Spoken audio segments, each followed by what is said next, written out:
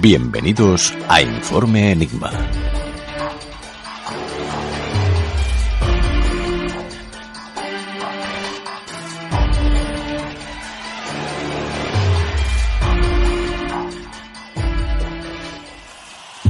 Buenas noches y sed bienvenidos a nuestra cita semanal con el misterio.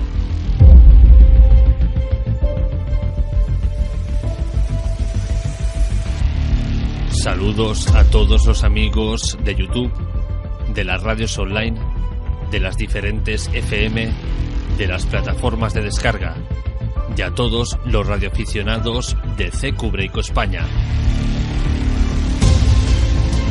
Es un orgullo, como no podía ser de otra manera, estar una semana más con todos vosotros.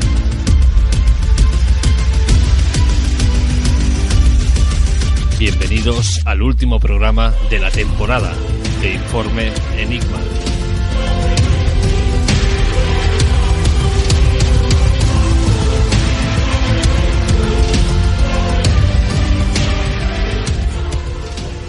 Si estamos donde estamos, es porque grandes pensadores dieron un paso al frente con ideas revolucionarias. Allí donde casi todos veían el presente, ellos miraban al futuro. Allí donde otros se estancaron, ellos abrieron nuevas cuestiones. Y es que la historia de la humanidad ha sido testigo del alumbramiento de muchísimos de estos genios. Albert Einstein, Nikola Tesla, Isaac Newton, Aristóteles, Pitágoras, Beethoven, Stephen Hawking, entre cientos de ellos, todos de diferentes ramas, épocas y siglos, pero con algo en común, siempre buscando respuestas a lo que los demás no le daban importancia. Pero si de genios hablamos, hay uno que está en boca de todos, por sus inventos, por sus esculturas, por sus textos, por sus pinturas, por su música y por su ciencia, y por ser alguien adelantado a su época y quizás también a la nuestra, pero su fama le precede por una obra maestra conocida en el mundo entero como la Gioconda o la Mona Lisa. Hoy hablamos del genio renacentista Leonardo da Vinci y de una pintura enigmática que quizás lleve su firma, o no, el Salvator Mundi.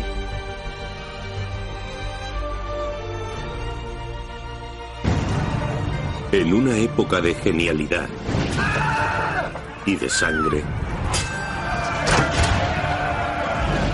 un hijo bastardo creció hasta convertirse en un hombre. Servidor de reyes, superviviente en una tierra de asesinos, construyó una leyenda extraordinaria en un lugar donde la vida no valía nada.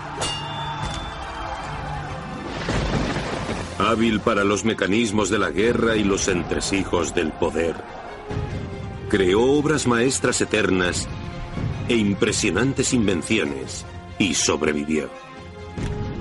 Oculto y discreto, tocado por la genialidad e impulsado por su propio código de supervivencia y éxito.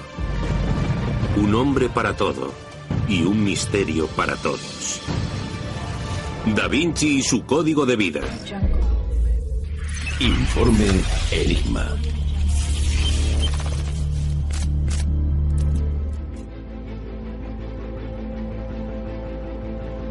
Y para hablarnos esta noche de esa figura enigmática como era Leonardo da Vinci, para hablarnos de ese gran genio y de esa pintura que tantos secretos esconde como es el Salvator Mundi, tenemos a nuestro compañero Fran Escandel.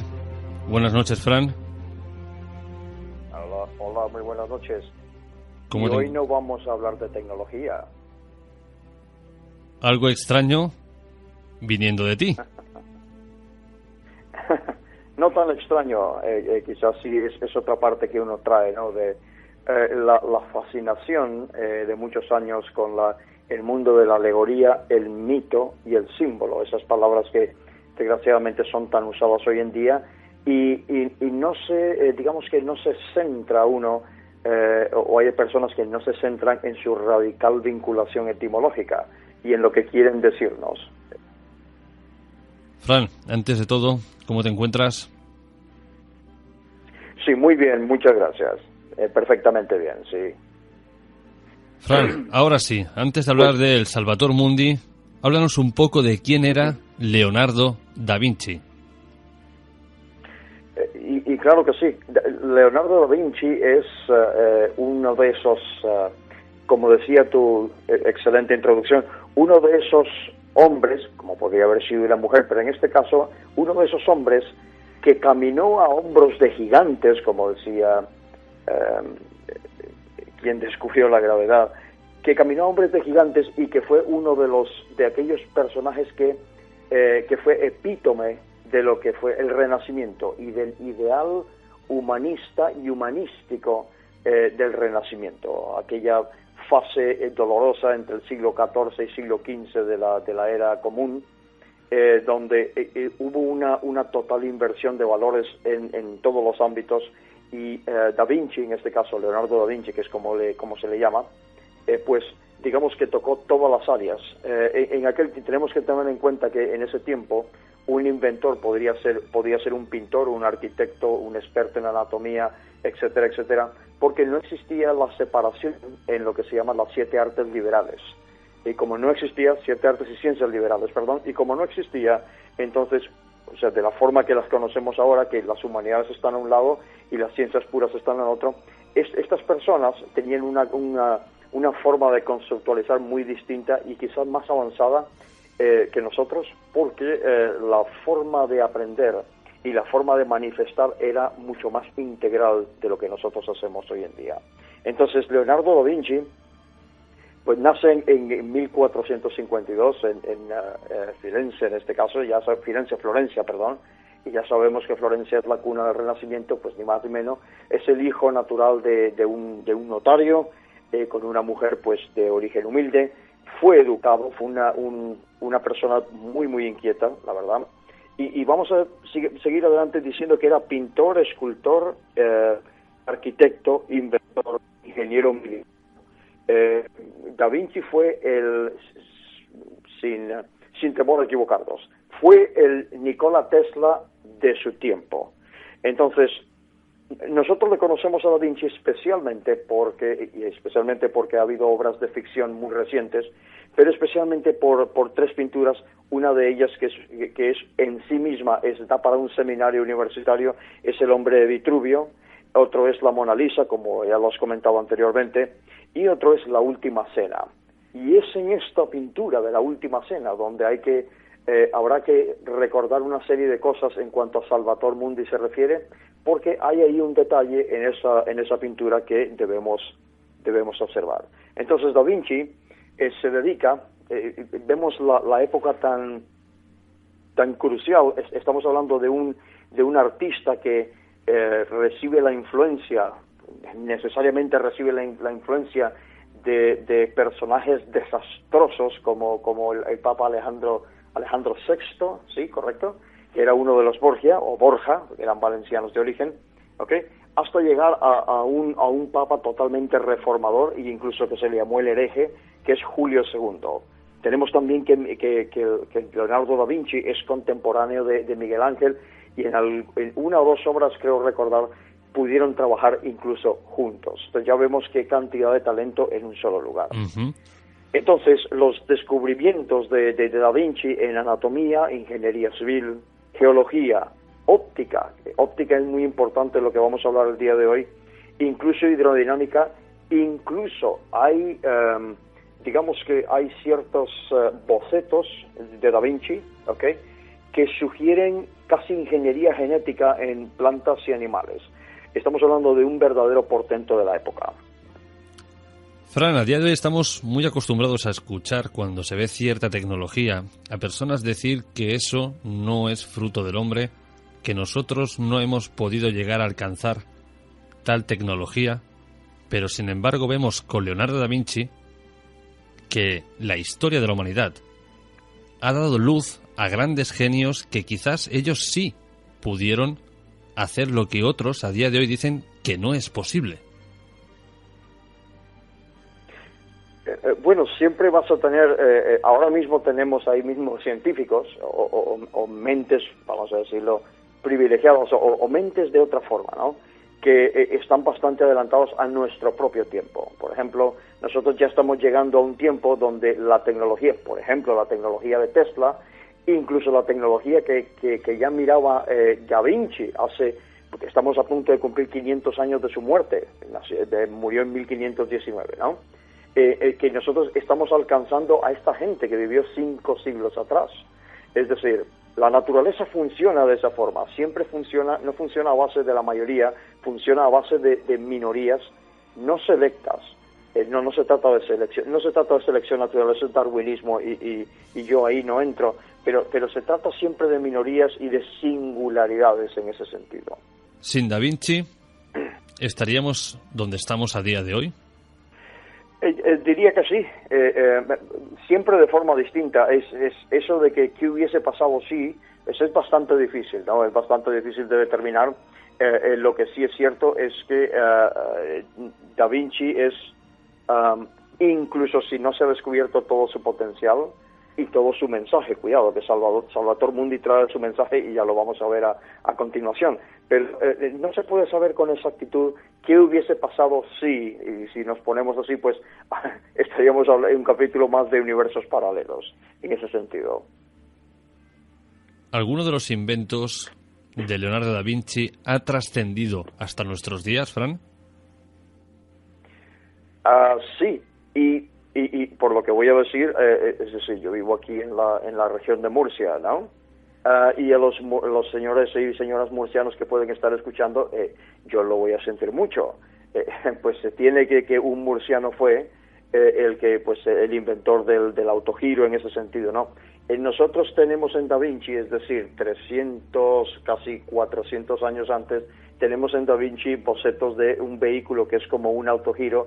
Entonces, pues difícilmente podríamos decir que ese señor murciano, ahora mismo no recuerdo su nombre, fue el inventor del autogiro. Entonces, entre otras cosas, tenemos ahí un gran escritor, por ejemplo, un gran escritor, Julio o Jules Verne, que muchos de sus obras, precisamente, o de sus novelas, tienen que ver con inventos que él pudo ver en los bocetos de Da Vinci. Eso de viajes submarinos, esto de viajes al centro de la Tierra, todo este tipo de cosas, ¿no? Fueron cosas que concibió en forma de literatura de unos bocetos que eran más que todo, pues, escritos científicos.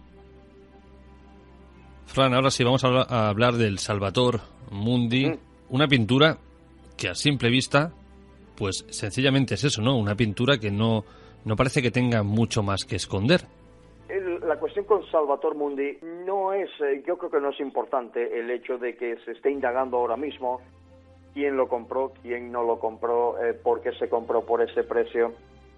Si a mí me lo preguntan, es un buen ejercicio de casi lavado de dinero, por decirlo así. Hay una sospecha de que hay un multimillonario chino detrás de esta compra. Entonces, claro, vamos a ver, comprar esto en yuanes chinos y después revenderlo en dólares, pues es una muy buena operación financiera. Y yo lo dejo hasta ahí en ese sentido, ¿no? La pintura, y yo le voy a invitar a los oyentes que vayan a buscar Salvator Mundi a internet en este caso, si no lo están escuchando en vivo o lo escuchan después en iVoox, y entonces puedan seguir, digamos, esta descripción. Y la primera pregunta que yo hago es la siguiente. Todo el mundo dice que como se llama Salvator Mundi, esa figura es Jesús. ¿Es Jesús? Es decir, ¿cómo estamos nosotros seguros? ¿O es simplemente el afán tradicionalmente europeo de relacionar una figura de santidad, con el pelo largo, con una cierta barba, con una mano levantada en forma de benedicción, como si fuera Jesús? ¿Cuál es la prueba de que es Jesús? Creo que en ningún sitio está escrito de que Salvator Mundi es Jesús. Porque, Fran, perdona que te interrumpa. Tenemos que adentrarnos en lo que vemos en la pintura en realidad. voy a empezar, digamos, por una serie de detalles.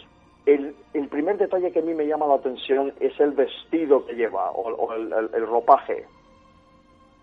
Y voy a decir esto con todos mis respetos a las personas de creencia cristiana que están ahí afuera, que vean esto con una mente abierta y que lo vean por ellos mismos y que juzguen por ellos mismos. A ver si es que Leonardo quería decirnos algo. Veamos. El vestido es un vestido de mujer. Definitivamente es un vestido de la época que lo usaban las mujeres, con un forma de U, digamos que casi cuadrado. Es típico de las mujeres de la época. Aquí, digamos que lo primero, vamos a decir, escandaloso, los colores. Es decir, tenemos dos colores ahí, el escarlata y el púrpura.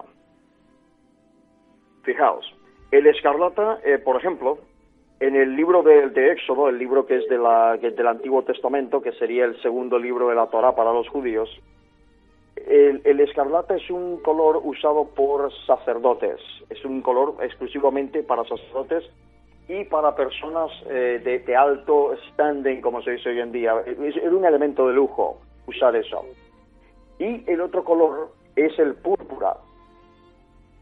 El púrpura, se nos dice en los significados de colores, que el púrpura ayuda mucho a estimular la imaginación y los altos ideales, se dice. Entonces, tenemos dos colores que entre sí tienen una cierta relación, porque ambos colores son usados como elementos de lujo, de distinción, de linaje, por decirlo así.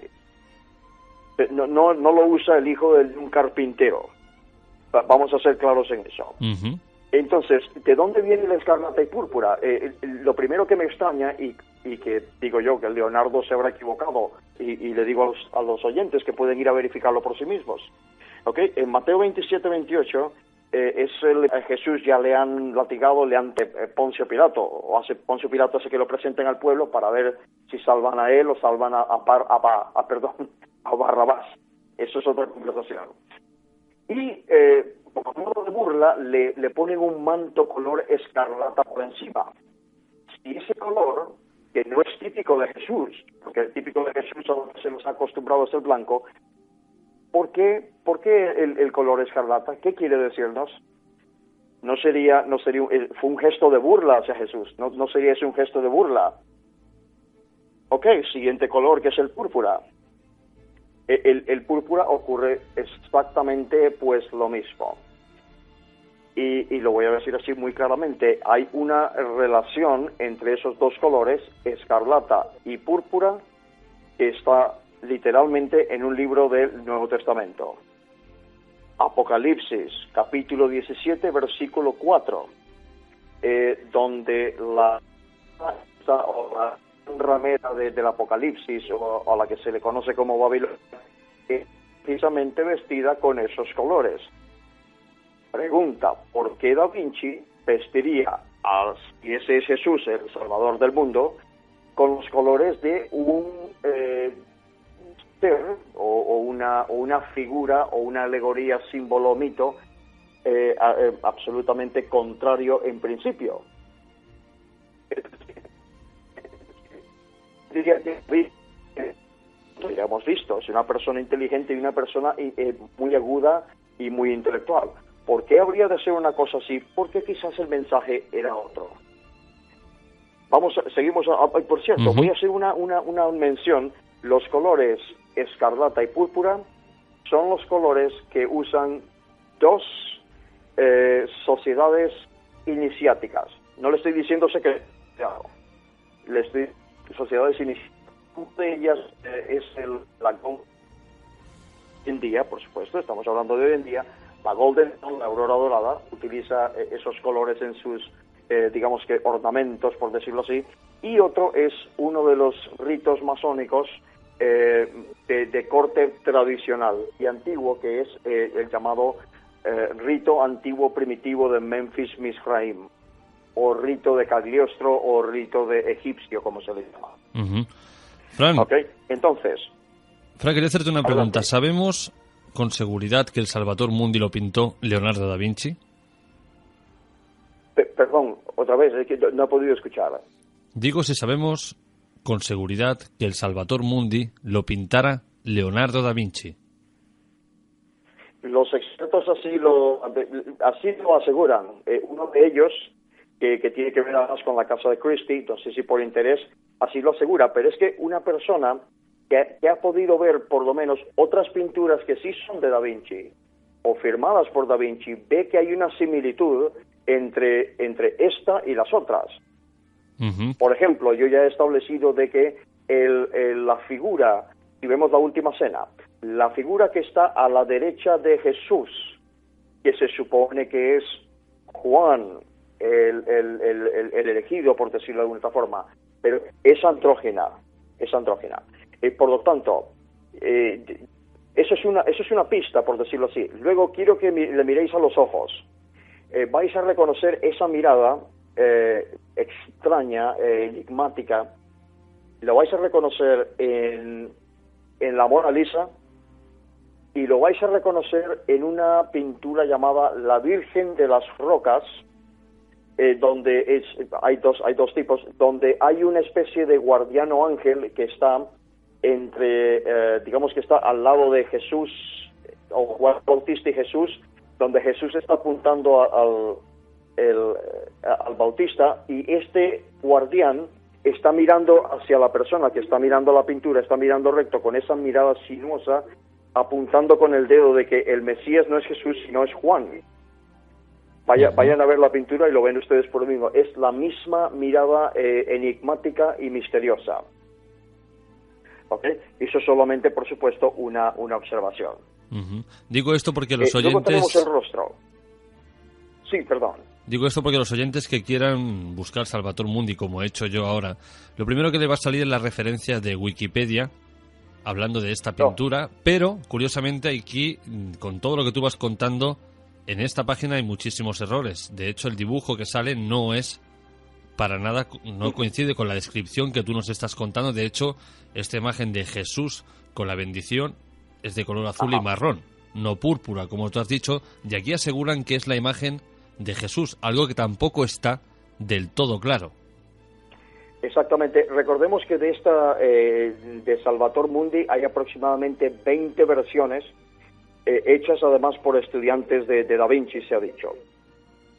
La figura que vemos, que es la que se vendió en Christie's, es la original, la que se restauró, la que se redescubrió, por decirlo así. Y entonces se volvió, digamos que lo que llaman curar la obra de arte, para entonces poder ser pues vendida o recuperada por lo menos, ¿no? Yo tendría mucho cuidado con Wikipedia. Yo iría más yo por lo menos pues voy o trato de ir a fuentes un poco más académicas. Wikipedia está bien para digamos que para una averiguación, una indagación inmediata de las cosas, pero no, Wikipedia no tiende a ser correcta en muchas cosas. Uh-huh. Por ejemplo, Wikipedia no va a mencionar nada de las versículos bíblicos que estamos aquí mencionando, por ejemplo, ¿no? Uh-huh. Pero he hecho mención a esto porque entonces, los oyentes... Tenemos ahí la mirada, tenemos entonces el rostro. Si os fijáis, el rostro es un rostro delicado. En ningún sitio del mundo dice que Jesús era pelirrojo, o yo no lo he leído, por lo menos. Y es cierto que en el arte occidental, por supuesto, María Magdalena es la que se presenta, o la presentan siempre vestida con estos colores y con el pelo, o pelirroja en este caso, ¿no? ¿Qué puede significar eso? Esto es una hipótesis, por favor. No es una teoría, es una hipótesis. Es decir, lo que yo estoy diciendo tiene que ser sometido a procesos de validación, que es lo realmente, digamos que relacionado a lo científico. Ese Salvator Mundi es un andrógino, como lo puede ser el ser o la figura que está en la última cena al lado derecho de Jesús. Es el perfecto iniciado. Es decir, es el hombre-mujer, el ella. Es el hombre que ha integrado su parte femenina y la mujer que ha integrado su parte masculina. Y esto no tiene nada que ver con masculinidad ni feminidad, mucho menos con feminismo ni nada por el estilo. Estamos hablando de cuestiones que son de índole profundamente iniciática. Y eso es una hipótesis muy personal, en este caso. Por supuesto que puede ser refrendada o no, o refutada. ¿Ok? Entonces, más observaciones sobre la pintura. La mano derecha. La mano derecha se supone que está haciendo el signo ese típico de la bendición o el benedictio. Benedictio significa bien dicho, ¿no? Y como todas las pinturas así de corte hermético en el mundo, siempre la mano derecha está apuntando hacia arriba y de alguna forma la mano izquierda, está situada abajo o viendo hacia abajo. Como es el caso, la mano izquierda siempre está por debajo de la mano derecha. La mano derecha siempre apunta, digamos que a lo alto, por decirlo así. Es esta cuestión de la polaridad o correspondencia de, entre comillas, los opuestos. Entonces, este signo que está haciendo con la mano puede decirse que no es una bendición, puede decirse que es una especie de tridente que se llama. El tridente es un antiguo signo de las aguas, lo podemos llamar de Poseidón y Poseidón. Estamos hablando del mundo, esto es mitología, simplemente. No estoy diciendo que Jesús fuera adorador de Poseidón, ni mucho menos. Lo que estoy diciendo es que ese personaje que está ahí está haciendo, o podría estar haciendo de alguna forma, un signo o siendo un icono relativo a los mares. No es ninguna coincidencia que el color púrpura y el color escarlata nos vienen de moluscos. Por eso eran tan caros antiguamente, porque no era nada barato eso. ¿Okay? Y entonces, ¿eso qué quiere decir? El reino de los mares, en este caso, antiguamente, y luego hablaremos de la mar de bronce, o en otro programa, lo que se llama la mar de bronce, tiene que ver con el mar primordial y tiene que ver con aquellos elementos arquetípicos que son más antiguos que lo que llamamos Dios o dioses. Le llamamos con el nombre griego titanes. Y Poseidón era eso, era un titán. Vais a ver a dónde voy ahora mismo con esto. ¿Ok? Mano izquierda. Impresionante el juego que hay ahí en esa mano izquierda, que está sosteniendo una esfera cristalina. La esfera es transparente. Si fuese una bola de cristal, como muchas bolsas, o sea, de esas que uno puede ver con personas que, digamos, que adivinan o algo de eso, la imagen que está detrás de eso estaría distorsionada, lógicamente, ¿no? Por la refracción de la luz, etcétera. Pero vemos exactamente con detalle que la ropa, es decir, la parte de la ropa donde está esa esfera cristalina, no está distorsionada, sigue perfectamente su orden, digamos, como si lo estuviéramos viendo a simple vista. Curiosamente, es transparencia, es no distorsión. Esto a mí, por lo menos, me llama la atención como si fuera lo que se llama un globus cruciger. El globus cruciger se usa, de hecho, en el escudo de armas del Reino de España hay un globus cruciger encima de la corona real. Digamos que es una esfera que tiene una cruz encima. Sin embargo, esta no tiene cruz. Es totalmente transparente, ¿ok? Y vamos a ver, eso es típico, esto es un símbolo típico de la cosmología tolemaica, de los Ptolomeos de Alejandría, ya los conocemos. ¿Ok? Está hablando de, como buen renacentista, de una época de volver a traer los antiguos dioses del pasado, de alguna forma, que superan a aquellos, no dogmas, porque los dogmas no tienen ningún problema. El dogmatismo sí que es un problema. Entonces, superando ese dogmatismo y esa época tan violenta que fue para el mundo en general lo que en Occidente llamamos la Baja y la Alta Edad Media, superando esta cuestión histórica y trayendo la antigüedad clásica de vuelta a la vida. Por lo tanto, no corresponde que Salvator Mundi sea Jesús. Otra pista que también es interesante. Si llamamos Salvador Mundi, Salvador del mundo, y decimos que es Jesús, necesariamente tenemos que decir que se refiere al Mesías. ¿Quién dijo que Jesús era el Mesías? donde está escrito que Jesús es el Mesías.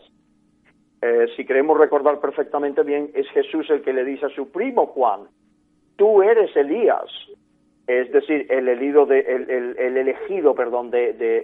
Dios.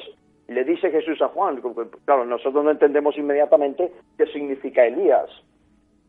Entonces, ¿quién es la única persona en toda la Biblia, Antiguo Testamento o Nuevo Testamento, al que se le llama realmente Mesías? Su nombre ni siquiera es israelita, hebreo o judío, ni siquiera era semita, de hecho era lo que podemos llamar hoy indoeuropeo. Estamos hablando del rey Ciro, el rey Ciro el rey persa, en este caso, ¿no? Estamos hablando del siglo VI antes de la era común o antes de Cristo, en este caso, ¿no? Es decir, quiero recordar, a ver si puedo recordar, Isaías, capítulo 45, versículo 11. Ahí es donde Isaías, diciendo eso, de un rey extranjero que los tenía en el cautiverio y que ese mismo rey extranjero es el que procura que en este caso, que los hebreos, ahora ya llamados judíos en este caso, volvieran a, digamos que a su patria, o donde ellos estaban viviendo, y que reconstruyeran su templo, lo que se llama el segundo templo de Jerusalén, que era el templo de Zorobabel. Pero además de eso, este es el único personaje al que se le llama Mesías. He aquí la pista, o aquí la cuestión, o la pregunta más bien, más que afirmaciones o hipótesis. ¿Quién podría ser para el Renacimiento el profeta perfecto? Es decir, Jesús no podía ser, muchísimo menos Moisés, de los judíos en este caso, muchísimo menos Mohammed, que claro, ya sabes, estos son tiempos de guerra contra los otomanos, a la marina española en guerra con ellos, etcétera. Entonces, ¿quién sería el perfecto profeta para esta época? Sería Zaratustra. ¿Por qué digo esto? Porque hay hombres, o artistas en este caso, escritores, filósofos, que incluso 200, 300 años después de Da Vinci, en este caso, precisamente se refirieron a Zaratustra.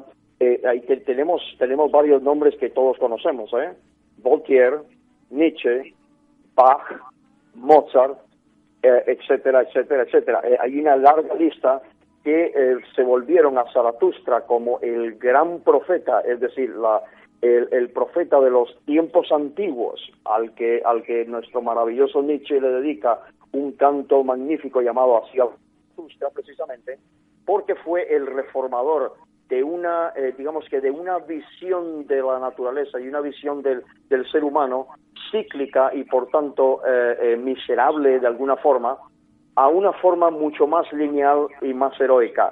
Él fue el que invirtió, por eso estamos hablando de esto de titanes y de dioses, porque es Zaratustra, que si buscáis su retrato en muchas de estas pinturas también, os vais a dar cuenta que este Salvator Mundi se parece mucho a Zaratustra, pintado en esa época, en esa misma época. Entonces, es Zaratustra el que le da la vuelta a la antigua religión de los persas, vamos a decirlo, de los iranios. No he dicho iraníes, he dicho iranios. ¿Okay? Le da la vuelta y entonces es un titán el que manda. Es decir, es una fuerza primordial que vuelve, y como titán que es, Ahura Mazda en este caso, es una religión, por tanto, heroica.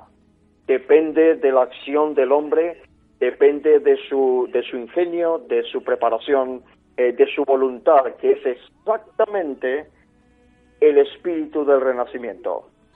Fran, si los académicos saben todo lo que tú nos estás contando, ¿por qué algunos siguen defendiendo la la hipótesis de que es Jesús el Salvador del mundo? Todo eso es producto de una observación, por supuesto, y también de una participación, ¿por qué no? Algunos de estos expertos, por supuesto, todo esto obedece pues a ciertos intereses, también ciertos, digamos, inclinaciones que son absolutamente normales en las personas, y digamos que es mucho más, vamos a decirlo entre comillas, es mucho más barato, es simplemente decir en esta forma, o expresar de que es Jesús sin más, y es una obra pues un poco extraña, es un retrato un poco extraño de Jesús, y ya está. Y también esa explicación podría tener sentido del todo, y las observaciones que estamos haciendo aquí, o las hipótesis que estamos planteando, porque aquí estamos generando preguntas más que afirmando cosas, pueden ser quizás ridículas. No está... la cuestión es aquí tener un poco de argumento, y ese argumento tiene que estar basado, pues digamos que en la hoja, en libro, en investigación, no solamente porque a alguien se le ocurre decirlo. En este caso, yo creo que sí lo saben, por supuesto, e incluso la mayoría a nivel de obispo, digamos que en el clero católico, saben estas cosas, pero son cosas que no discuten, no son vox populi, y son cosas más bien que se discuten, digamos que intramori o entre muros. Se discute con personas que ellos sienten que puede ser, que pueden tener esa preparación, sino con mismos miembros del clero católico, con personas que tienen un cierto nivel de preparación. Porque muchas de estas cuestiones aquí que se están planteando, pues, digamos que al creyente de a pie, como se dice, pues le pueden incluso molestar. Y no debe por qué. Nosotros en Occidente nos distinguimos por nuestra capacidad de poder cuestionar, y debemos seguir cuestionando eso, porque ese es el espíritu del Renacimiento que debe seguir vivo. El Renacimiento tiene que ver con la llama y con el fuego, que es precisamente el símbolo principal del culto de Zaratustra, en este caso que lo hemos mencionado, ¿no? Esa llama intelectual, ese ir hacia adelante. Voy a ponerte un ejemplo.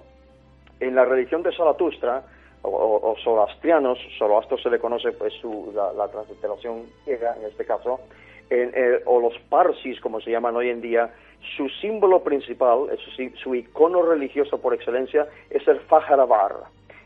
Lo conocemos todos como un sol con dos alas y un personaje que está no de frente, como este Salvador Mundi, sino que está de lado y con su mano derecha viendo hacia arriba está indicando un movimiento hacia adelante, y en la mano izquierda, qué curioso, se parece bastante a lo que está haciendo Salvator Mundi, y con su mano izquierda sostiene un círculo, es el círculo ese del eterno retorno, diría Nietzsche, ¿no? Y está indicando adelante, es decir, la mentalidad progresiva, la mentalidad hacia adelante, hacia el futuro, hacia la superación, hacia el bien colectivo y el bien individual, y ser lo mejor que podemos ser. Por eso es una religión heroica, y por eso es posiblemente que las imágenes o esas sutilezas y esos símbolos que tiene Salvator Mundi está indicando eso, está indicando un camino individual primero, ¿okay?, de superación y de ser uno el héroe y la mejor versión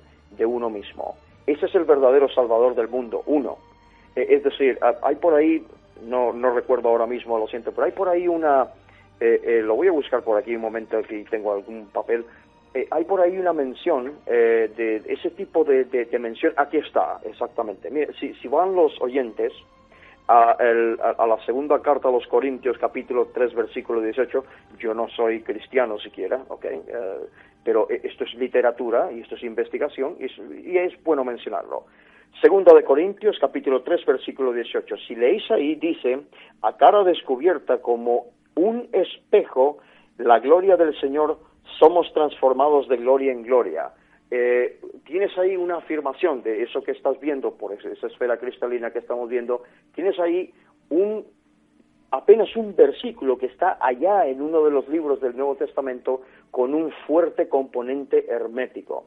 Esto de mirarse al espejo y ser ese Salvator Mundi, creo que ese es el mensaje, quizás, en ese espíritu del Renacimiento, y quizás en esa, digamos que, ¿cómo se dice eso? Revival, ese volver a excavar en las profundidades, en los orígenes, de cuando Zaratustra hace la transvaluación de todos los valores, de volver a verse al espejo y decir, yo soy. Fran, para ir terminando, las dos últimas preguntas.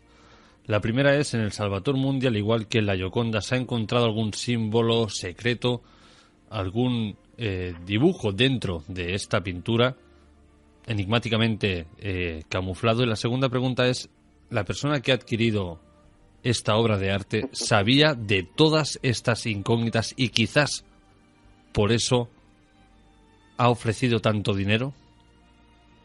A la primera pregunta decir que se supone que cuando estaba en el proceso de curación esta obra de arte, pues encima solamente una parte o la parte izquierda del cráneo de Salvator Mundi había una especie de halo ahí. Ya no lo vemos. No sé si sabes si es que eso estaba ahí a propósito o fue, digamos que el deterioro en ese sentido, ¿no? Había una especie de halo. Hay por ahí sospechas de que también, por ejemplo, la mano derecha, las medidas de la mano derecha, ya sabemos que Da Vinci era una persona, a través del hombre de Vitruvio, ese es el caso, era un hombre conocedor de la proporción áurea en este caso, ¿no? 1 por 1,618, ¿no? De cómo hacer el número perfecto y la proporción perfecta, y que entonces la proporción de la mano derecha con la cara era exactamente la misma, no con la mano izquierda, sino con la mano derecha, en este caso, ¿no? Ahora mismo, que yo sepa, no se ha encontrado nada así extraño todavía. Ahora, hay que prevenir también, como vemos alegoría, mito y símbolo, también hay que prevenir sobre un pequeño fenómeno que es una maldición y una bendición para nosotros. Se llama apofenia. Y no, apofenia no es el nombre de mi bisabuela, ¿ok? Apofenia es el fenómeno en el que el cerebro, o sea, la mente humana, el cerebro, crea patrones en el caos para dar o tratar de buscar significado superimponiendo de su propia experiencia. Entonces, hay personas que han visto en los manchones negros de la parte de atrás, han visto medusas y han visto serpientes y han visto cosas. Puede ser, tratándose de Da Vinci, podría incluso uno creérselo, pero bueno, eso ya tiene que someterse en el contexto de toda la pintura, como es lo que hemos hecho hoy, en contexto. ¿Qué tendría que ver? Si hay una serpiente ahí escondida, ¿qué tendría que ver con el Salvator Mundi? Si es una serpiente, sí tendría mucho que ver, pero bueno.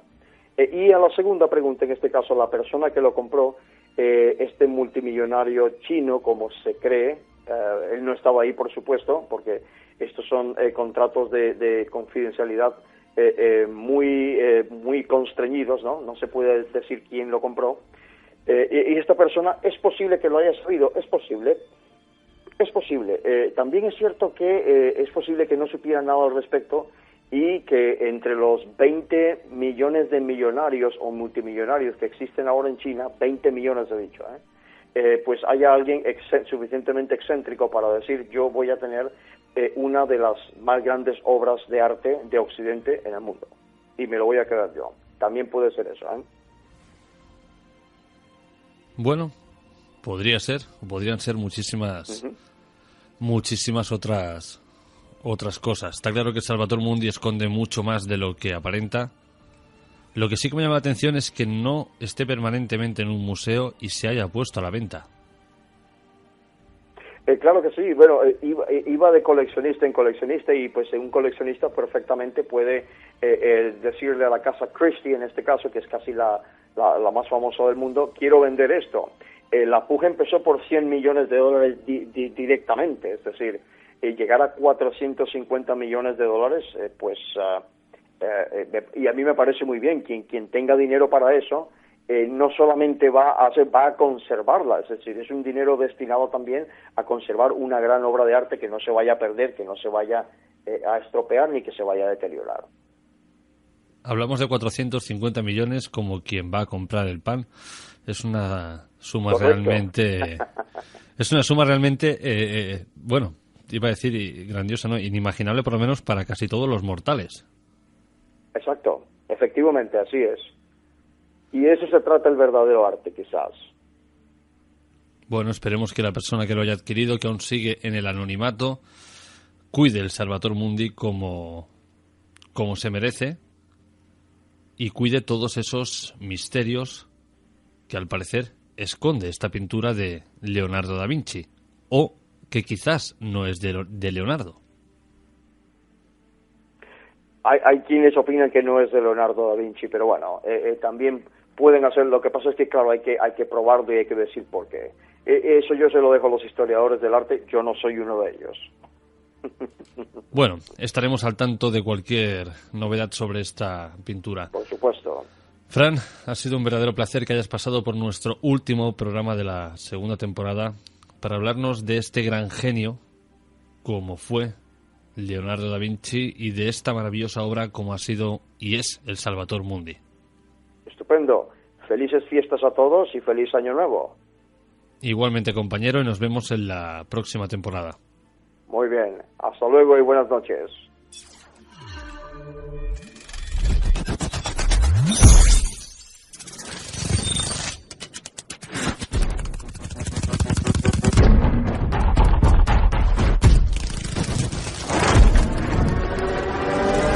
Informe Enigma.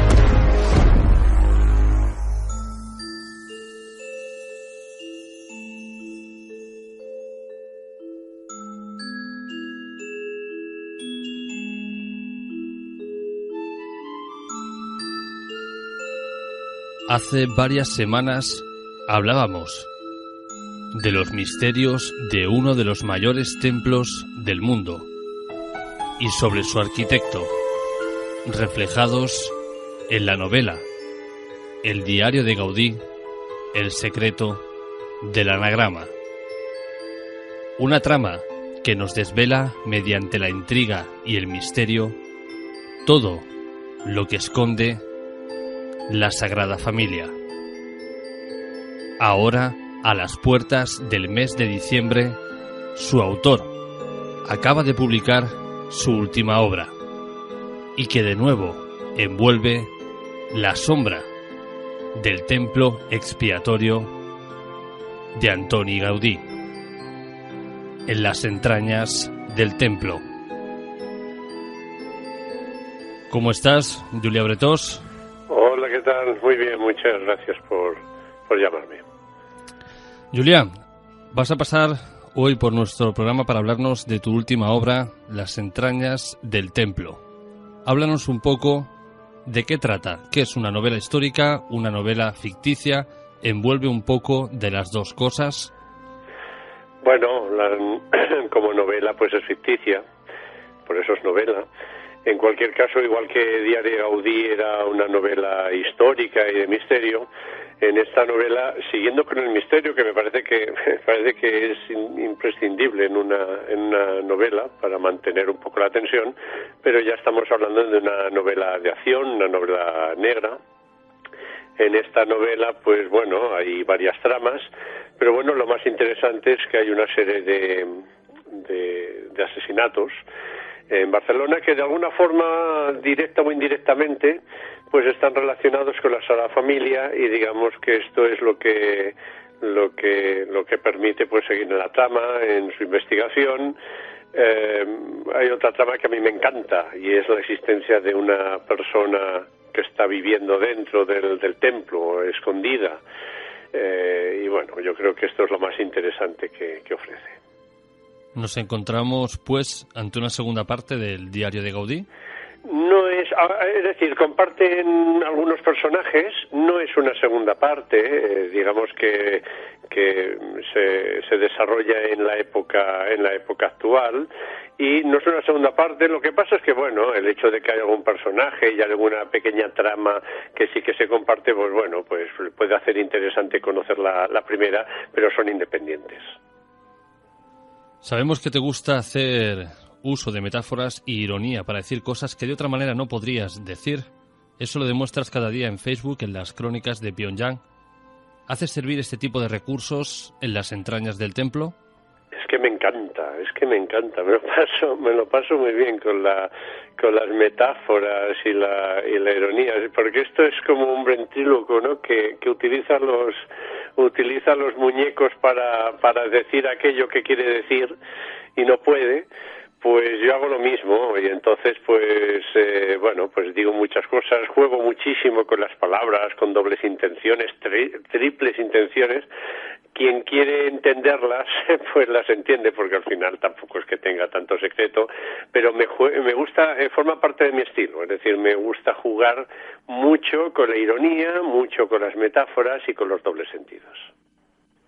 En la novela hay muchísimos personajes, uno de ellos es un refugiado sirio que se llama Khaled. Háblanos un poco de él, Julia. Bueno, a ver, sin querer entrar en algo que no conozco, es decir, sin querer entrar en profundidad en lo que sería el drama de los refugiados, sí que es cierto que, bueno, pues sí que entro un poco, pero bueno, hay un personaje que huye de la guerra civil de Siria. Eso permite pues ver un poco cuál es la situación, un poquito cuál es la realidad social, seguir el camino con mafias viajando por Europa, hasta que finalmente, pues de mala manera, llega hasta Barcelona y bueno, pues ya te puedes imaginar dónde acaba refugiándose y escondiéndose. Al final es una especie de Quasimodo, que en lugar de refugiarse en Notre Dame de París, pues vive en la Sagrada Familia. La verdad es que es un personaje que, claro, no se sabe realmente cómo ha llegado aquí, si es bueno o es malo, pero que le da, bueno, es sorpresivo y a mí me encanta, y además me ha permitido explicar una cosa que me parece muy interesante, y es que yo conozco muy bien la Sagrada Familia, la conozco muy bien. Hay muchos recovecos, hay muchos sitios que, claro, que están fuera del alcance de los turistas, y entonces en muchas ocasiones he pensado, digo, bueno, pero realmente aquí podría llegar a vivir alguien escondido, alguien que, pues esto, oculto, comiendo de los restos de las comidas que a lo mejor, o robando comidas a los turistas, o aprovechando, qué sé yo, duchas o servicios, porque al final allí trabaja la gente, ¿no? Están los obreros trabajando, hay duchas y tal, podría, y bueno, y esto es lo que juego con esta posibilidad. El título tan llamativo de tu última obra, Las entrañas del templo, ¿cómo se te ocurre? Bueno, la verdad es que es una propuesta, el título originalmente, pues bueno, era muy diferente, no tenía nada que ver, un título con poca gracia. Hablando con una persona vasca, pues sacó la palabra entrañas. Yo le hablaba un poco de la novela, de que iba a ir y tal, y entonces él, digamos que me dio esta palabra. De todas formas, lo que sí que me gusta comentar sobre esto es que hay el párroco el mosén de la parroquia, de la Sagrada Familia, Mosén Lluís Bonet. Pues hablando con él, yo en su momento le pregunté, digo, oye, pero aquí hay algún pasadizo secreto, algún agujero, alguna cosa escondida que nadie conozca, que lleve porque bueno, allí hay muchas paradas de metro y muchas líneas de metro y tal y cual, y claro, y comentándole mi intención de hacer una novela, ¿no? Y entonces él me llevó a un recoveco dentro de la cripta, cerca de donde está la tumba de Gaudí. Abrió una puerta que llevaba a una sala, y de allí a otra que estaba cerrada desde hace tiempo, y efectivamente en un sitio que posiblemente tenga 130 años, es decir, no de época de Gaudí, sino de la del primer arquitecto, Francisco Villar, pues allí había un agujero en la pared que llevaba las antiguas alcantarillas. Y entonces, a partir de allí, me pareció que primero utilicé este agujero dentro de la novela. Es decir, que yo en la novela pues intento ser, obviamente es una novela de ficción, pero intento ser lo más realista posible, pero me pareció que iba muy de acuerdo con la palabra entrañas, es decir, es lo más interno, lo más escondido que hay en la Sagrada Familia, y que permitía entrar desde el alcantarillado, permite entrar hasta dentro del templo. En la contraportada de Las entrañas del templo hay una pequeña descripción de lo que el lector va a encontrar en el interior de sus páginas, pero sobre todo para todos aquellos amantes del misterio hay dos palabras que sin duda les van a llamar muchísimo la atención, como son un fantasma y un espectro. ¿Cómo entra esto en juego en la novela, Julia? Bueno, la verdad es que Khalid, que es el refugiado que vive, o la persona que vive ahí dentro, la verdad es que obviamente se oculta, ¿no? La Sagrada Familia pasan miles y miles de personas al día, y además hay centenares de obreros. Entonces, bueno, hablar de una persona que está allí escondida es como hablar de un fantasma, ¿no? O sea, ¿cómo es posible que haya alguien allí? O sea, ¿qué fantasma o qué espectro puede haber allí que realmente esté vigilando el movimiento de todos, estudiando todo lo que está pasando, y que además dentro de la trama de la novela, pues vaya, la verdad es que tiene mucha importancia, porque hay personas que quieren atacar el templo, y por lo tanto él puede o ayudar o derrotar. En todo el tiempo que llevas investigando la Sagrada Familia, y sé que son muchas las historias que has recopilado, tanto para el secreto del anagrama como para las entrañas del templo, ¿alguna vez alguien que haya trabajado, que esté trabajando y hablando de fantasmas o espectros, te han contado alguna historia precisamente sobre esto? ¿Sobre que haya alguna experiencia sobrenatural en la Sagrada Familia? A ver, con estas palabras no. Recuerdo que el párroco, que Monseñor Lluís Bonet, me hablaba de una ocasión que había nacido una persona dentro del recinto de la Sagrada Familia. A ver, utilizar las palabras que utilizas no, pero sí que es cierto que la Sagrada Familia dicen que todo es providencial, y hay decenas, centenares de historias que además forman parte de otro libro que estoy a punto también de presentar. Pero bueno, historias, piensa que la Sagrada Familia ha sufrido un incendio terrible en la época de la Guerra Civil, en el año 36, gente que intentaba recuperar por los fragmentos destruidos para después conseguirlos rehacer, una persona que incluso llegó a recuperar planos del templo justo antes de que se destruyeran en el año 36, pero posteriormente estos planos pues también se perdieron con el tiempo. Una cosa tan espectacular como que el arquitecto Subirachs fue concebido exactamente el mismo día que Gaudí murió. O sea, es una situación espectacular, O sea, Subirachs, José María Subirachs, autor de la mayoría de las esculturas que hay en el templo, bien polémicas, resulta que nació 9 meses exactos después de la muerte de Gaudí. A ver, hay muchos, no sé si es exactamente, son más, yo diría que cosas curiosas que solamente se encuentran aquí después de más de 100 años de obras. Aunque sea una novela de ficción, tiene que haber una recopilación de cierta información. ¿Cuánto tiempo te ha llevado hacer eso, Julia, para en este caso escribir las entrañas del templo?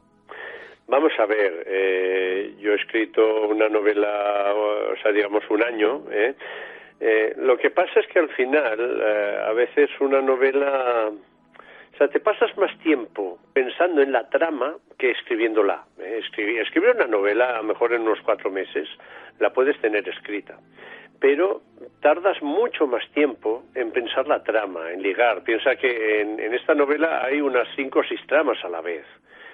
Hay otras tramas que yo no te las he comentado, pero que al final todas explotan en el final, ¿no? Entonces te pasas, posiblemente, pues a lo mejor me puedo pasar 2 años pensando la trama para después finalmente escribirla, de la misma forma que yo ahora pues estoy pensando tramas para otras novelas que a lo mejor no las voy a escribir hasta de aquí a 6 meses. Pero bueno, el proceso de escritura, en mi caso, estamos hablando de unos 4 meses. El proceso de pensar una novela, pues un proceso superior al año. Todas estas historias que te han aportado personas que estuvieron trabajando en la Sagrada Familia, como los que están actualmente, las que tú has podido recopilar, ¿Te quedarías con alguna especial, alguna mini historieta que recuerdes con más fuerza que el resto? A ver, para no repetir, porque claro, dentro de lo que es la guerra civil hay muchas historietas que has dicho. A mí incluso la propia muerte de Gaudí con el tranvía. Digamos que a mí me llaman más la atención las historias que se produjeron en época de Gaudí, quizás a finales del 1800, o sea, estamos hablando de 1892, cuando muere el promotor Bocabella. Allí se produce, por ejemplo, una donación que es espectacular, de una persona que no se sabe quién es, una mujer que no se sabe quién es, se llamaba Isabel, pero que realmente permitió cambiar totalmente el proyecto. Otra historia que a mí me apasiona es precisamente el momento en el que el primer arquitecto abandona, por discusiones con otro arquitecto, abandona el proyecto y entonces se lo ofrecen a Gaudí.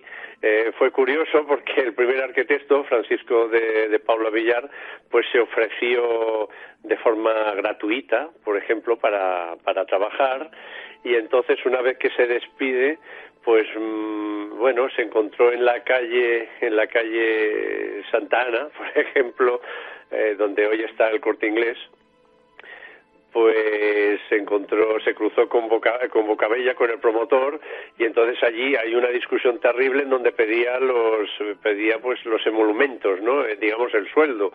Y entonces esta discusión entre que uno decía, oye, tú te ofreciste gratuitamente, y el otro que pedía el sueldo, pues se resolvió, por ejemplo, en artículos del periódico, del Diario de Barcelona. Esta es otra historia que me llama la atención, ¿no? Porque en esa época también las cosas parece que se resolvían, a falta de televisión, pues se podían resolver también, digamos, en público. Ahora, quizás actualmente, si dejamos de lado todas las historias, por ejemplo, del tren de alta velocidad, del túnel, que también eso merece un serial, quizás ahora el hecho de que se esté construyendo así un poquito rápido, o sea, yo creo que ha perdido un poco esta parte personal que quizás se vivía antes de la guerra, ¿no? Con Gaudí y con otros arquitectos, y quizás ahora todo es un poquito más productivo, más industrial. Pero bueno, historias, yo tengo recopiladas varios centenares y son espectaculares. Julián, ¿cuál es tu objetivo cuando ofreces esta novela? Pasarlo bien, o sea, poco más. Obviamente, yo me gusta abrazar a la familia y entonces, pues bueno, es una forma también, digamos, de divulgar lo que a mí me gusta. Dicho esto, hay para mí una cosa que es esencial. Vamos a ver, vivimos en una época muy complicada, cada día escuchamos noticias desagradables, noticias que cada uno, mirándolo desde su propio punto de vista y de su propia política, pues a unos les gustan, pero es una época muy complicada. Yo personalmente no veo la tele desde hace meses, ¿vale? Entonces yo creo que esta novela lo que permite es evadirte, o sea, al final las 450 páginas, a ver, te las lees en 15 horas. Yo creo que lo que ofrezco es algo extraordinario. Es evadirte durante 15 horas. Pienses como pienses, hables como hables, y pasártelo bien. O sea, creo que es lo mejor que hoy día se puede ofrecer en una época tan complicada como esta. Evadirse 15 horas en una historia que además es muy entretenida, mucho, así con ironía, con gracia. Yo creo, además hay capítulos que son divertidos. A ver, hay capítulos que son de acción, pero a mí no me gusta abandonar un poco el humor dentro de la novela. Entonces, solo entretener, nada más, no busquéis nada más. Eso está muy bien, pues para que nuestros oyentes se puedan entretener, para que puedan obtener esas 15 horas de evasión, Julián, diles dónde pueden conseguir las entrañas del templo. Bueno, antes de eso, claro, son 15 horas. Yo soy lector lento, a lo mejor son 20, 25. A ver, ¿dónde lo puedes encontrar? Pues, a ver, en librerías como por ejemplo Abacus, en el FNAC, en la Casa del Libro. La verdad es que el tema de la distribución no lo domino. Este es un tema que es bastante complicado conocerlo. Estos 3 sitios que he dicho, que son bien conocidos, allí pueden encontrar la novela. También, si buscan en una página web que corresponde a la de la primera novela, es decir, diariodegaudí.com, o si buscan dentro del Facebook, buscan mi nombre, Julià Bretos, o también en las entrañas del templo, digamos que todo esto permite también ponerse en contacto conmigo, y yo ya les ayudaré, ya sea de forma personal, con dedicatoria y tal, enviarles el libro, y si no, pues en los sitios que les he dicho, FNAC, Casa del Libro, Abacus, Alibri, Altair, son librerías donde lo encontrarán. Julià, pues, como siempre, enormemente agradecido de que nos hayas concedido un rato de tu tiempo tan ocupado. Y igual que con el diario de Gaudí, El secreto del anagrama, te deseamos con las entrañas del templo el mayor de los éxitos. Pues nada, y te agradezco muchísimo que me hayas llamado y poder compartirlo contigo. Julià, un abrazo y nos escuchamos una próxima vez. Muchas gracias, adiós.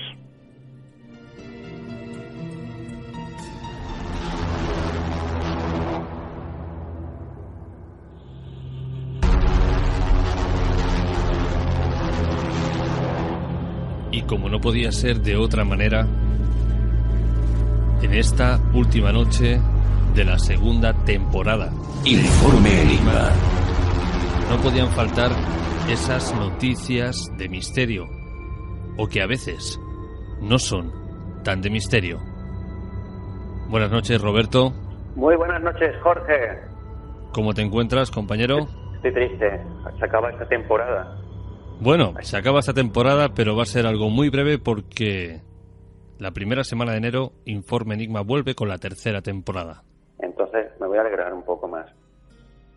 Roberto, ¿qué tienes esta noche para nuestros oyentes? Pues mira, os he traído unas noticias un poco de todo. Os tengo que desmentir unas cuantas y unas cuantas son reales, ¿no? Pero vamos a empezar con la del cura de una pequeña parroquia de Santiago de Compostela, que tuvo que ser trasladado al hospital tras sufrir un ataque de pánico, mientras oficiaba lo que es un funeral, ¿bien?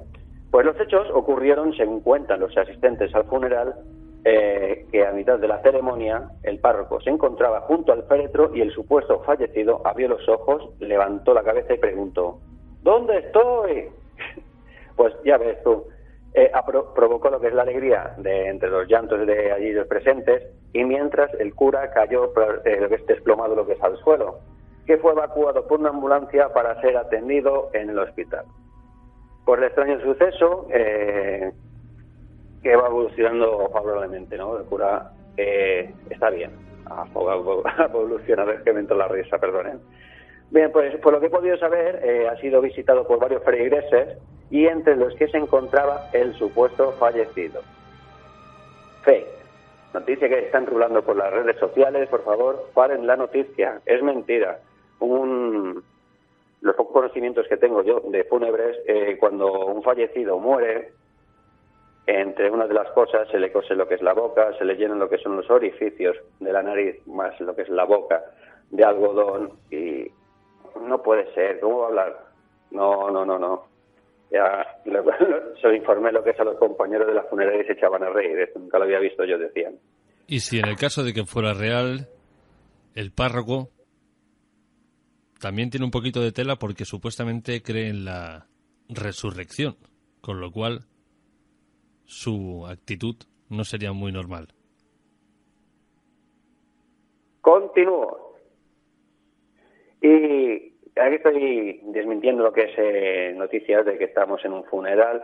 Os voy a hablar lo que es el de una viuda que sufrió un infarto al oír un pedo proveniente del cuerpo de su marido mientras estaba celebrando la misa del fallecido. En un momento del silencio, mientras la gente oraba, se oyó una ventosidad del difunto provocando un recuerdo a la viuda, ya que, según dice, los pedos que se tiraba su marido eran muy sonoros y por lo que sufrió un infarto. Esta noticia me la han querido compartir varios oyentes, ya la conocía por verla compartida por ahí, pero también tengo que desmentirla, ya que entre todo no he encontrado lo que es el lugar de los hechos donde sucedió lo que es este pedo, vamos a llamarlo así, y además lo que es el cuerpo humano una vez fallecido, como he comentado antes, se le rellena lo que son las fosas nasales, lo que es la boca, y el único orificio que queda es el culo. Y cuando lo que es el cuerpo se va descomponiendo, todos los gases que se van generando tienen que salir por algún lado. Así que, noticia fuera. Y ahora me voy a lo que es un asilo de Doncaster, lo que es en Reino Unido, donde Sharon Cole tenía a su padre de una enfermedad terminal, falleciendo el 29 de julio de 2013, 3 meses después de que la diagnosticaran lo que es un problema que tenía. Bien, pues aquel día sucedió algo extraño, ya que su padre señalaba hacia la puerta de la habitación y no podía hablar ni explicar lo que quería comunicar, ya que se hallaba sin fuerzas debido a lo que es a su enfermedad. Y fue cuando Sharon salió de la habitación, fue lo que es al baño, y le vino a la cabeza la preocupación de su padre. Sacó el móvil y fotografió el pasillo donde estaba lo que es la habitación de su padre. Justamente en la puerta captó la figura de un monje leyendo un libro y frente a este había una silla de ruedas y un cuervo posado. Enseñó lo que es la foto a su hermano y le explicó el suceso. Y le parece que la respuesta del hermano fue que era la parca, la muerte, que venía a buscar lo que es a su padre. Y aquella noche pues parece ser que falleció. Pues bien, en cambio, Sharon no está convencida y que es un monje. Preguntaréis, mientras el bebé de Riley, de 18 meses, se encontraba en una habitación durmiendo, dejaron lo que es el cochecito frente a la puerta. Pues bien, mientras su amiga se cargaba de provisiones, Francesca jugueteaba con la cámara y vio algo que le aterrorizó. Y no dudó en fotografiarlo. Junto al cochecito, fotografió una niña que, según describe, la recuerda a Regan, la niña del exorcista, o a Samara, de la película The Ring. Pues no lo dudó, ¿no? ¿Y qué hizo? Pues va a hacer, lo compartió por las redes. Debo añadir también, antes de que se me vaya de la cabeza, que Francesca, a principios de noviembre, tuvo un aborto y que tuvo que perdió lo que es a 2 mellizos, ¿de acuerdo? Y continuó. Y la respuesta, como no, nos han hecho esperar. Que las mediums que han visualizado lo que es la foto, han respondido que podría ser un ángel de la guarda o uno de sus bebés, pero ella se niega a creer tales respuestas, ya que la niña que se aprecia es parecida a la de las pelis. Algunos incluso quisieron ayudarla o liarla más, ¿no? Y respondieron que se trataba de Yurei. Yurei es un alma débil o un espíritu oscuro. Son espíritus femeninos con rostros blancos, cabellos largos y negros. Y llevan también así un tipo kimono. Son más o menos lo que son los típicos fantasmas japoneses. Bien, investigadores paranormales también se han prestado lo que es su ayuda y afirman que corresponde a una niña que murió ahogada en un antiguo molino, que se hallaba justamente en el mismo lugar que ocupa lo que es el edificio. Lili, que así se hace llamar, y no Clara, no como muchos investigadores se encuentran por ahí, todas las niñas se llaman Clara. Parece ser que está buscando a sus padres y muchos han sido los que le han aconsejado que no vuelva al edificio. Ahí queda eso, no vuelvas. Ahí queda, no vuelvas. Pues nada, Jorge, querida audiencia, muchísimas gracias por aguantarme una temporada más. Me llena de orgullo y satisfacción en estas fechas, ¿no? Y quisiera también agradecer entre todos los oyentes, a uno en especial, a Pepe, que nos ha conocido hace poco, hace unas semanas, y no la está pasando muy bien, y ha aprovechado para conocernos, y se ha chupado, sinceramente, según lo que es el mensaje que nos ha dejado, se ha chupado todas las temporadas en pocas semanas, tú. Me ha llenado. Y espero que, Pepe, desde aquí, muchas gracias. Y como dices tú, como es bien nacido, ser agradecido, no me queda otra que darte las gracias. Muchísimas gracias, Pepe, y a toda la audiencia. Gracias en nombre de todo el equipo de Informe Enigma, sobre todo por ese mensaje de cariño, porque después de 4 operaciones no es fácil, pero bueno, según el mensaje le acompañamos durante bastantes veces y le hicimos bastante compañía y es de agradecer. Roberto, Jorge, un verdadero placer y nos escuchamos la próxima temporada. Muchísimas gracias. Hasta pronto. Un abrazo, compañero. Igualmente.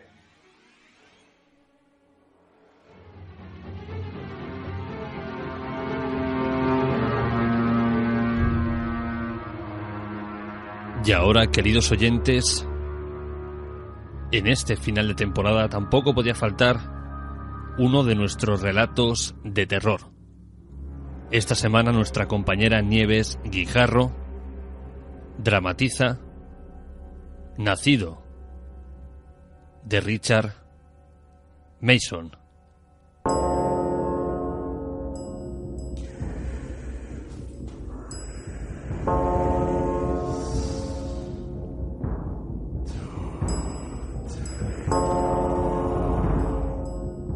Bienvenidos a Caosfera, un espacio para amantes del arte y el misterio.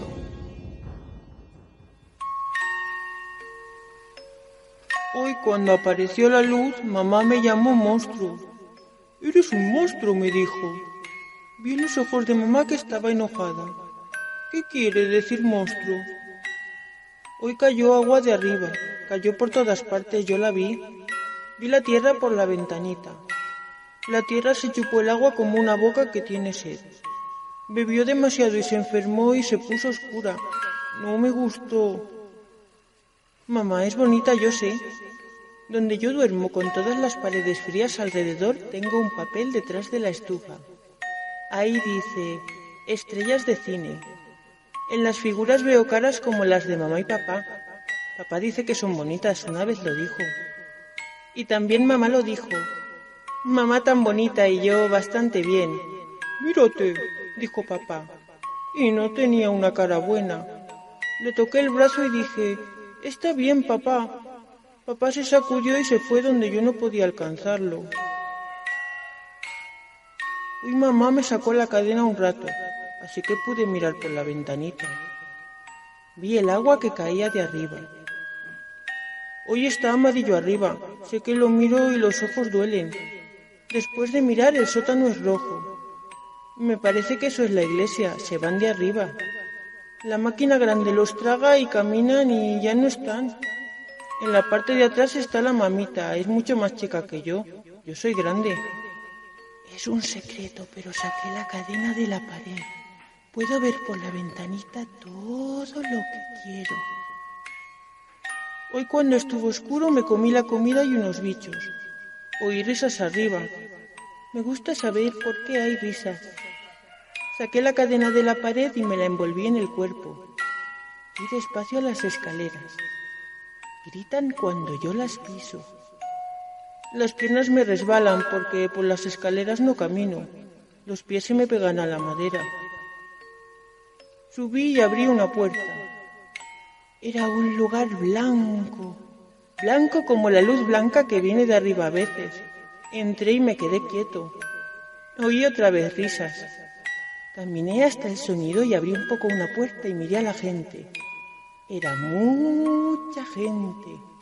Pensé en reír con ellos. Mamá vino y empujó la puerta. Me golpeó y dolió. Caí para atrás en el piso liso y la cadena hizo ruido. Lloré. Mamá silbó dentro de ella y se puso la mano en la boca. Tenía los ojos grandes. Me miró. Oí que papá llamaba. ¿Qué cayó?, dijo. Mamá dijo, la tabla de planchar. Ven a ayudarme, dijo. Papá vino y dijo, bueno, ¿es tan pesada? Me vio y se puso grande. Los ojos de papá se enojaron, me golpeó. El líquido me salió de un brazo y el piso quedó verde y feo. Papá me dijo que fuera al sótano y tuve que ir. La luz me dolía ahora en los ojos, no era como en el sótano abajo. Papá me ató los brazos y las piernas, me puso en la cama. Arriba oí risas mientras yo estaba quieto y miraba una araña negra que bajaba donde estaba yo. Pensé lo que dijo papá. ¡Oh, Dios!, dijo, y no tiene más que 8. Hoy papá puso otra vez la cadena en la pared antes de aparecer la luz. Tengo que sacarla otra vez. Papá dijo que yo era malo si iba arriba. Me dijo que no lo haga otra vez o me pegará fuerte. Eso duele. Me duele. Dormí de día y puse la cabeza en la pared. Pensé en el lugar blanco de arriba. Saqué la cadena de la pared y mamá estaba arriba. Escuché risitas muy altas. Miré por la ventanita. Vi toda la gente chiquita, como mamitas y también papitos. Son hermosos. Estaban haciendo bonitos ruidos y saltaban por la tierra. Movían mucho las piernas. Son como mamá y papá. Mamá dice que toda la gente normal es así. Uno de los papás pequeños me vio y señaló la ventana. Yo me fui resbalando por la pared hasta abajo en lo oscuro. Me apreté para que no me vieran. Oí las voces junto a la ventana y escuché pies que corrían. Arriba una puerta hizo ruido. Oí a la mamita que llamaba arriba. Oí pies pesados y corrí al lugar de la cama. Puse la cadena en la pared y me acosté mirando para abajo. Oí a mamá que venía. «¿Estuviste en la ventana?», me dijo. Escuché que estaba enojada. «No te acerques a la ventana», me dijo. «Sacaste otra vez la cadena». Mamá tomó el palo y me golpeó. No lloré. No puedo hacer eso. Pero mi líquido corrió por toda la cama. Mamá lo vio y se fue para atrás haciendo un ruido. «¡Oh, Dios mío, Dios mío, Dios mío, Dios mío!», dijo. «¿Por qué me hiciste esto?». Oí que el palo caía en el piso. Mamá corrió y subió. Dormí de día.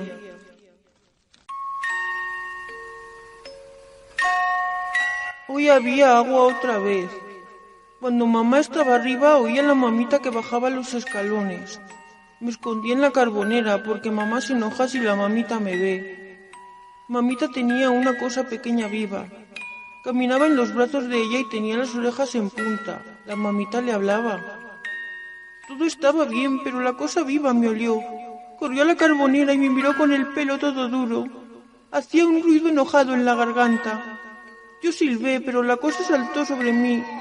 Yo no quería lastimarla. Tuve miedo porque me mordió más fuerte que la rata. Yo la agarré y la mamita gritó.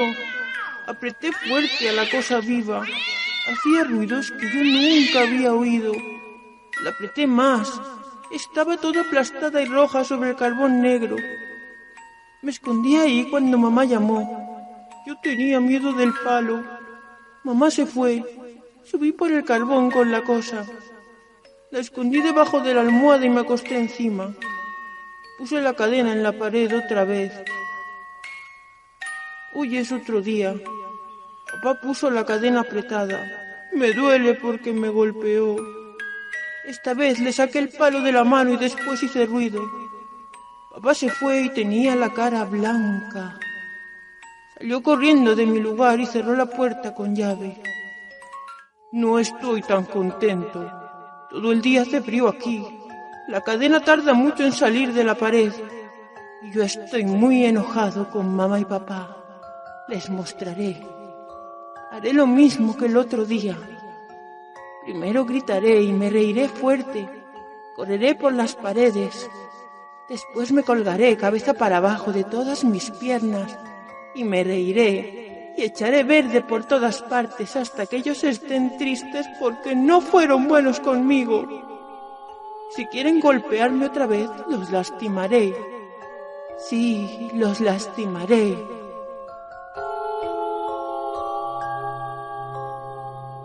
Y ahora sí, queridos oyentes, no solo llegamos al final del programa de esta noche, sino que llegamos al final de la segunda temporada de Informe Enigma. Ha sido un verdadero placer ser vuestro conductor durante esta temporada y es un verdadero orgullo tener oyentes como vosotros. Recordad que nosotros volveremos la primera semana de enero de 2018. Mientras tanto, no perdáis el hilo del canal de iVoox Informe Enigma, donde vamos a volver a reemitir cada semana los programas que vosotros habéis elegido como los más escuchados.